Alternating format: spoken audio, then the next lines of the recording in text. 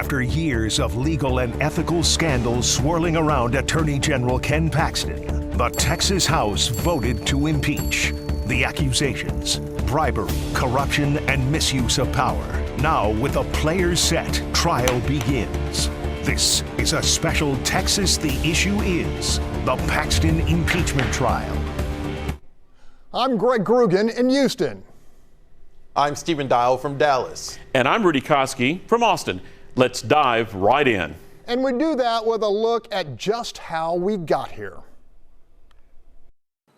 Serving under a cloud of security fraud charges, Texas Attorney General Ken Paxton entered 2020 immersed in a pair of intertwined relationships, one with his mistress and another with political donor Nate Paul, a real estate mogul under FBI investigation.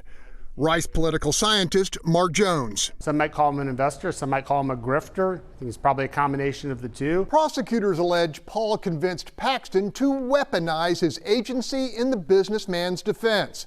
That August, Paxton hired an outside attorney to serve as a special prosecutor, empowered to subpoena law enforcement officers involved in the Paul investigation.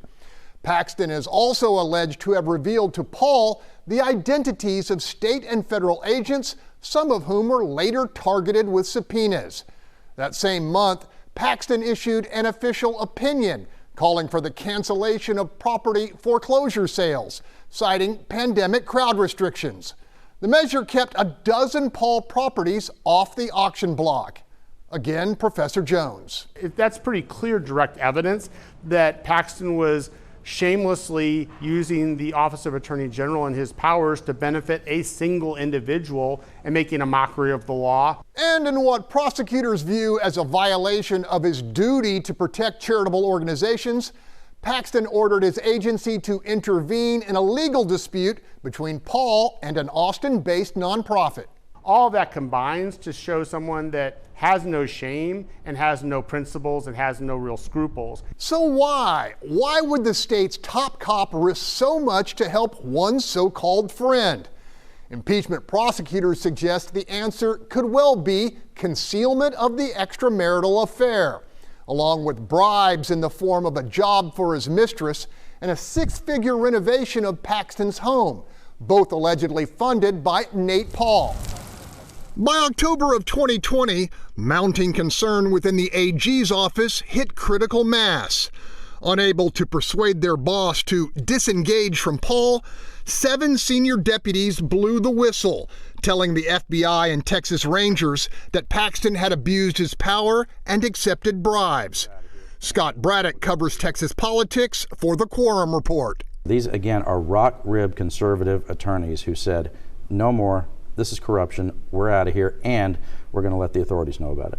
Despite his opponent's critical barrage, Paxton prevailed in the 2022 GOP primary and coasted to victory in November. Safely re-elected, the Attorney General still faced a civil suit lodged by his former deputies.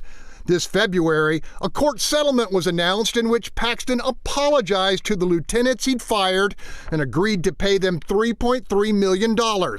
Compensation to be funded by taxpayers. It opened the door to the legislature having to investigate the whole mess. With the legislative session entering its final week, House leaders revealed the completion of an extensive, largely secret investigation. Acting with extraordinary speed, the General Investigating Committee approved articles of impeachment. On May 27th, House impeachment managers made their case. Members, no one person should be above the law, least not the top law enforcement official of the state of Texas. Dissenting House members argued Paxton was being railroaded. It is all rumor, it is all innuendo, it is all speculation. Have all members voted? The final vote was 121 to 23. For the first time ever, a sitting attorney general would be forced to stand trial on the floor of the Texas Senate. Nate Paul, the Austin-based realtor, estate real estate developer at the heart of the Paxton case, is charged with 8 federal counts of making false statements to financial institutions. The 23-page indictment against Paul accuses him of overstating his assets and understating his liabilities to fraudulently get loans back in 2017 and 2018. The government is seeking $172 million in restitution. Now, Paul's case is not expected to go to trial until next summer, citing mounts of documents to process. A federal judge and the attorneys in the case agreed to delay and give them time to prepare. The impeachment articles cover a wide range of alleged wrongdoings and go back to before Ken Paxton even became Attorney General. More than 8 years ago, a grand jury in his home county of Collin County indicted Paxton on securities fraud charges. Fox's Blake Hansen reports on the still pending case and how the impeachment trial outcome could impact criminal proceedings. Thank you, Collin County. Ken Paxton was a state senator from Collin County, campaigning for Attorney General when the first of his legal woes emerged. In the summer of 2014, Texas State Securities Board reprimanded and fined Paxton for steering people to a financial advisor without disclosing he collected a fee for doing so, and without registering as an investment advisor.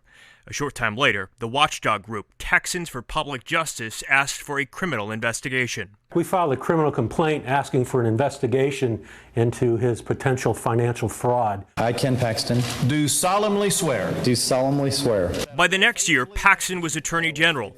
Collin County District Attorney Greg Willis recused himself from the probe into Paxton because they're friends, and a judge appointed Kent Schaefer and Brian Weiss special prosecutors. What we have to look at is there something more? Is there something that would show criminal intent? Then in July 2015, a grand jury handed up the indictment. It accuses Paxton of defrauding investors in the Dallas area tech startup Servigy by not disclosing he was paid by the company to recruit them. Paxton was booked into jail. If convicted, he would face up to 99 years in prison and lose his law license. But more than 8 years later, the case is yet to go to trial. Among the reasons for delay, a long battle over how much the special prosecutor should be paid, a debate over whether to hold a trial in the Dallas area or Houston, changes in the judge handling the case.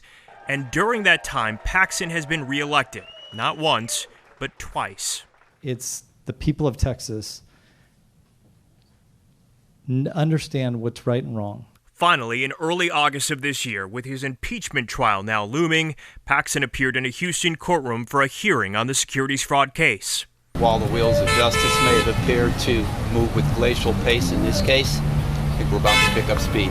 Both sides in the case agreed to set a trial date after the impeachment trial concludes. Paxton's attorneys say the outcome of the impeachment trial may affect whether the securities fraud case moves forward, acknowledging a loss in the Senate means the effective end to Ken Paxton's political career. For Texas, the issue is, I'm Blake Hansen. The Harris County judge now overseeing the Collin County case has ordered an October 6 hearing date for pending motions. A trial date will also be set at that time. When the fireworks go off in Austin, they will be sparked by a lineup of celebrity lawyers with long resumes and even larger personalities. And just what are the rules of engagement and how must they be followed?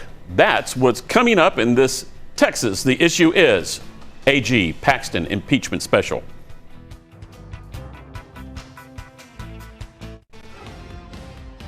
New rules in the Senate were drawn up just for this impeachment trial. I took a look at those rules and the political high stakes of switching from lawmaker to juror.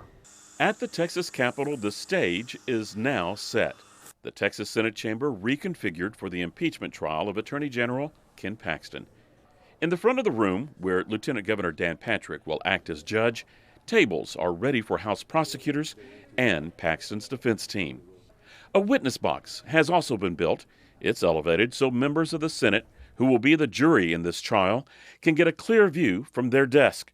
It's a familiar yet strange sight for those who have worked in this lawmaking chamber, like Jerry Patterson. We are allowing you the right to exercise your constitutional right to self-defense. Patterson served in the Senate back in the 1990s. He's best known for the concealed carry gun law that he pushed through. Senator, I know more about this bill than you do. I assure you. So why don't Patterson has weathered his share of political storms. What's awaiting the current Senate membership, he admits, is much different. That's not a task that I would derive any joy from. Patterson told me he has not spoken to any Senate members about the trial because of the gag order issued by Lieutenant Governor Dan Patrick. If he could, Patterson offered this advice. So any opinions they have now, in my view, would be wrong opinions. There are stacks of motions to read that were filed before the trial. One of the last included a strong statement from a House prosecutor who wrote, "Paxton can run, but he cannot hide." General Paxton doesn't have to testify, but if you were in one of those chairs, would you want to hear him? Yes, I would. The trial that will take place under the Capitol Dome certainly will have some similarities to a trial in a county courthouse. But there are some differences in the rules that have been laid out. You want this to be a transparent process. Political analyst Brian Smith with St. Edward's University spoke to me after reviewing the Senate rules for the impeachment trial. On day one is going to be the most exciting day because that's when we're going to actually learn what is the Attorney General on trial for. The trial will begin with the reading of the articles of impeachment. Under the rules, Paxton can issue a plea of guilty or not guilty himself or have his attorneys do it for him. If he's a no-show, the trial will still continue as if he said not guilty. The next step is to tackle all of the motions that have been filed, including those to dismiss most of the 20 articles of impeachment. We're going to see how many of these impeachment charges actually are going to make it to the Senate. The lieutenant governor cannot dismiss the articles by himself. That question has got to go back to the senators, the jury, and it's just a simple majority vote. After the first day, it's kind of like peeling an onion. You'll see how many layers are actually left, and it may be 3 or 4 impeachment charges, or it could be the whole lot of impeachment charges. Lieutenant Governor Dan Patrick and the rules warned both sides about courtroom antics and political theater. That's been difficult to enforce considering Paxton's attorneys from the beginning have called the impeachment process a sham and political witch hunt orchestrated by Democrats. Time limits have been set for this trial. Prosecutors and defense each get an hour to make opening statements, and both are limited to a total of 24 hours to present evidence. In cross-examination, witnesses cannot be harassed and time cannot be wasted. Rebuttal evidence gets an hour each. Both sides also get an hour for final arguments. Conviction, according to the rules, is based on a burden of proof beyond a reasonable doubt. And it's going to be up to those House managers to convince the people in the Senate that that exists. A rule was made just for Senator Angela Paxton, who is married to the Attorney General. Rule 31 allows her to be seated on the floor, but she cannot vote on anything during the trial. What's the implications of allowing Senator Paxton to be there, even though she can't vote? The implications of that means that it requires 21 senators to convict, as opposed to 20. There's an interesting dynamic in the rules. Paxton could be impeached, but the Senate could vote to let him run for office again. Is that a surprise? One of the things about politics is there's always a second chance. Powerhouse lawyers with plenty of wins for well-known clients will argue both sides of the impeachment case. Let's meet them.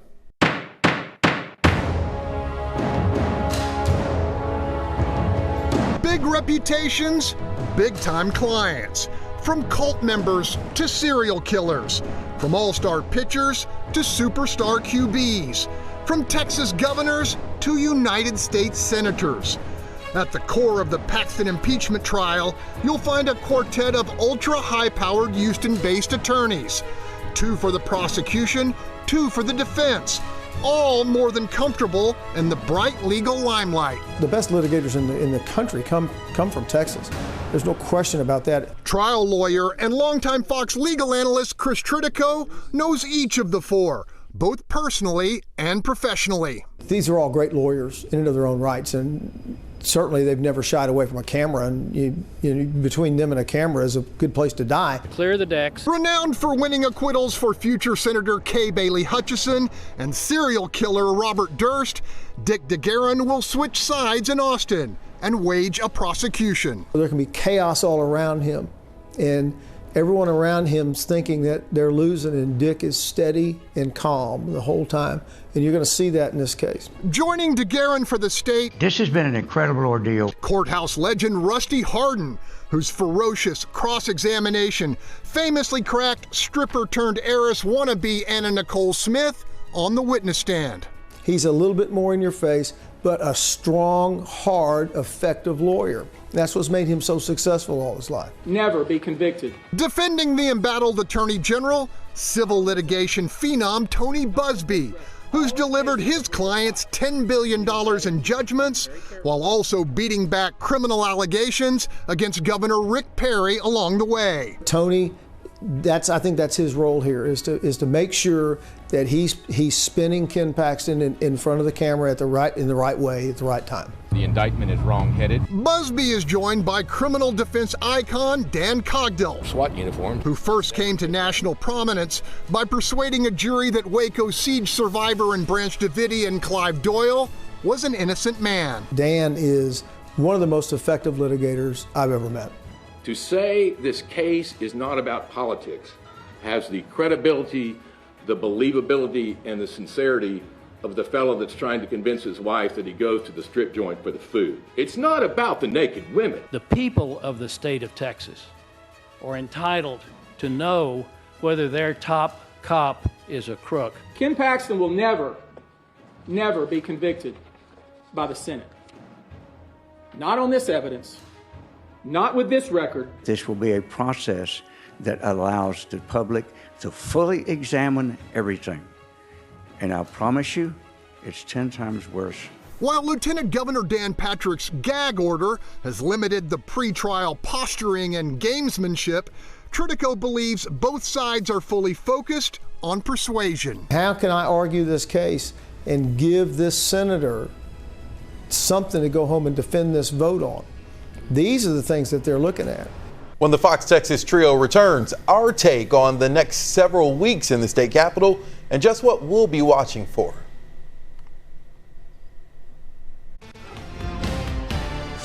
Welcome back. Governor Dan Patrick told us this is not a criminal trial. This is not a civil trial. This is a political trial. What do you make of that, Stephen? It definitely is a political trial. It could impact Ken Paxton still negatively in terms of his career, and it could negatively impact some lawmakers. Come on, Steve, it is not a political trial. This is political theater. They're selling tickets to this thing. And these attorneys, listen, they're not exactly spring chickens anymore. I think it's going to be more about reputation than presentation. Okay, Stephen Dial, does Ken Paxton get through this with his job intact? I still don't know. I don't think so, but my answer is no. I think it's going to be maybe a split decision here. The impeachment upheld, but they're not going to bar him from running again. All right, we're going to leave it right there. We'll be right back.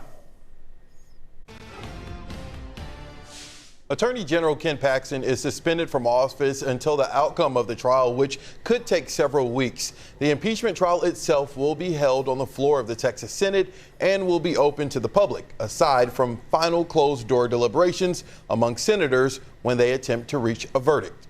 That's all the time we have to see this special, and all of the interviews go to our station's YouTube channels. And continue the conversation with us on social media. You can also watch the trial, the video stream of it, on each of our station websites. Make sure to stay with Texas The Issue Is as we watch this historic moment in Texas politics.